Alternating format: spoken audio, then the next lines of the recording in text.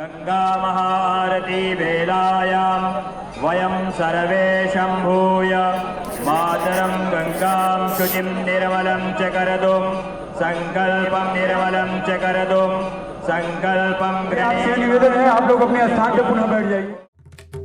Located on the left bank of Ganga, Varanasi is one of the 7 holy cities of Hindus. Varanasi used to be the capital of Kashi Janpad. Kashi was derived from the word Kasha, which means radiance. It is also known as Avimuktaka, Anandkanan, Mahasamasan, Surandhana, Brahmavardha, Sudarshan, and Ramya. One of the names of Varanasi is Jitwari. Jitwari means Jayanshila, that means where there is victory and complete profit in business. Ayodhya, Mathura, Maya, Kashi, Kanchitvantika, Puri, Dwaravati, Chaiva, Saptataitai, Mokshadayikaha. Saptapuri, which means 7 cities. It is believed that there were 7 such places in India which are called Mokshadayani Saptapuri, and Kashi is one of them. Steeped in tradition and historical heritage, Kashi is considered to be the original base built by Lord Shiva and Parvati. But going by history, the origin of Kashi is still unknown. While describing Varanasi, Lord Shiva says, Varanasya Nadi Punya Siddha Gandharva Sevita Parvashta Tripatha Ganga Tasmin Kshetre Mam Priya. The virtuous river Varanasi, served by the Siddha Gandharvas, where it meets the Ganga, my love, that region is dear to me. By the way, mention of Varanasi is found in many such Vedic literature. The names of Kashyo, Videhu are mentioned at one place in Kaushataki Upanishad. In Brihadaranyaka Upanishad, Ajatashatru is said to be the ruler of Kashi or Videhe. Apart from this, Kashi and Videhe are also mentioned in Shankhayan and Bodhayan Shotra Sutra. There is also a mention of Kashi joining the Kaushal kingdom after the independent state were destroyed. According to the Vaman Purana, 2 rivers named Varud and Asi originated at the beginning of time. The present name Varanasi originates from the 2 tributaries of Ganga, the Varun and Asi, which flank its northern and southern borders. The land lying between them is named Varanasi. In 1822, James Prinsep created the first geographical map of Varanasi, in which he described river Asi as a Nala that did not exist in ancient times. It may or may not be true, but today's reality has compelled this river to be called Asi Nala. The name of the river Varnavati appears in Atharva Ved 471, and perhaps it refers to the modern Barna. Even the name of Asi has not come in any ancient literatures. In later Purana, the name of the river Asi has come to show the significance of the etymology of Varanasi. In Hindu tradition, the Asi is depicted as a holy river. It is mentioned in Kashi Khanda, Vaman Purana, Skanda Purana, Matsya Mahapurana as Suksh and Nashi. Kashi is often addressed with adjectives like city of temples, religious capital of India, city of Lord Shiv, city of lights, city of knowledge, etc. The famous American writer Mark Twain writes, Benares is older than history, older than tradition, older than legends, and when put together, it is twice as old that its collection. In Middle Ages, it was a part of Kingdom of Kannauj, and later it was taken over by the Pal kings of Bengal. In 1194, Shahabuddin Ghori looted and damaged the city. Then Kutubuddin Aibak destroyed thousands of temples and religious monuments. Its name was changed to Muhammadabad during the Mughal period. Later, it was placed under the direct control of the Awadh court. Balwant Singh sided with the British in the Battle of Buxar, and in honor of this, Varanasi was liberated from the Awadh court. In 1911, the British made Maharaj Prabhu Narayan Sin the king of Varanasi. In 1950, this state voluntarily joined the Republic of India. Varanasi has been the confluence of various sects. This ancient and eternal city of learning has attracted many religious gurus, reformers, businessmen, and preachers for centuries. Apart from Buddha and Sri Shankaracharya, many saints like Ramanuj, Vallabhacharya, Sant Kabir, Guru Nanak, Tulsidas, Chaitanya Mahaprabhu, Raidas, and many more came to this city.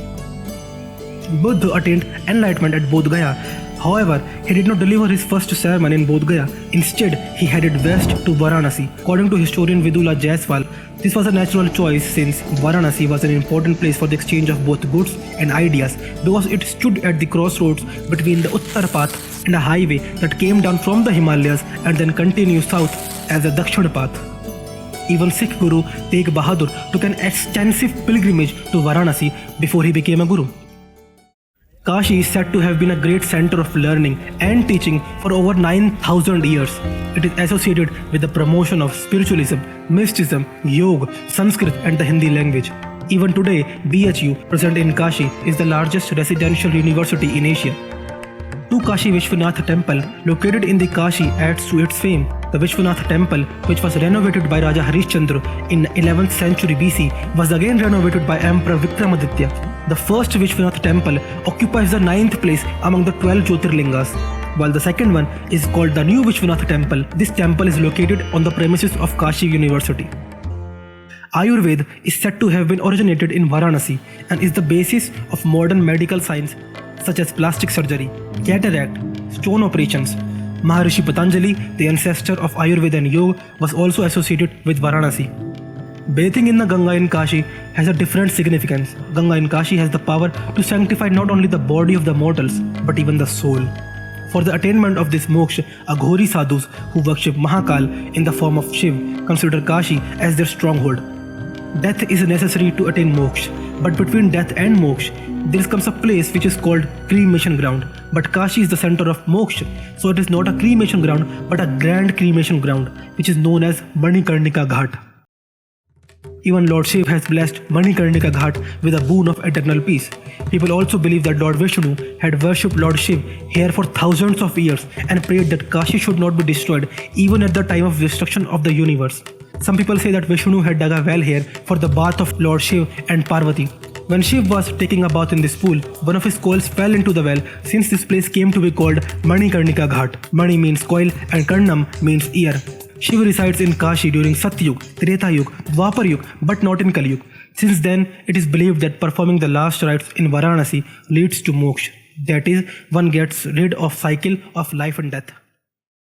Propaganda is necessary for everything that is related to Hindus. While searching for some context for this video, I came across this mind-blowing knowledge. This is the Hindi Wikipedia page about Varanasi.